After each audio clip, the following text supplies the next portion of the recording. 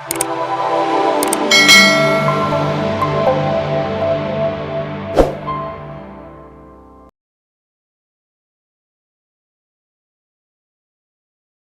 the last rays of summer's warmth ebb away and the gentle breezes of autumn waft themselves upon us, we recognize once again that change is inevitable.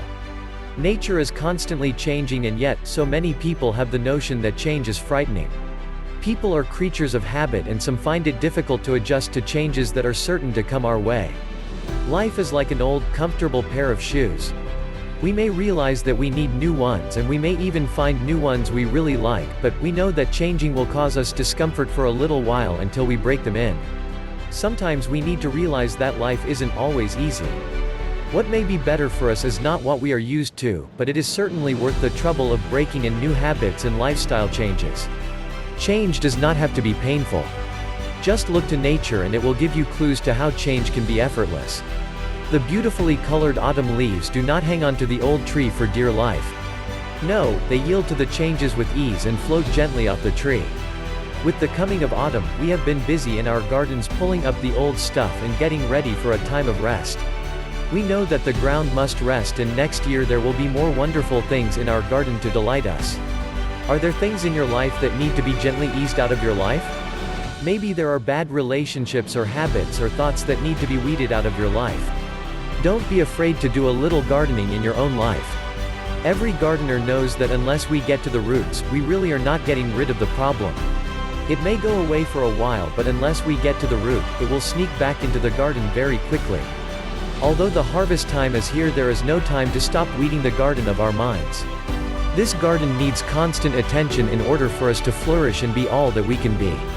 The only way to keep this garden in top shape is to make sure that no weeds are there trying to strangle any good we are trying to do. The weeds of our mind, of course, are negative thoughts that like to creep in and keep us from achieving that which we are striving for. William James said, "Human beings, by changing the inner attitudes of their minds, can change the outer aspects of their lives." How do we change the inner attitudes of our minds? By changing the way we think. We must put fear and negativity behind us. How do you ask? Just as the leaves of autumn gently blow from the tree, don't try and make a change in your thinking overnight and expect to get instant results.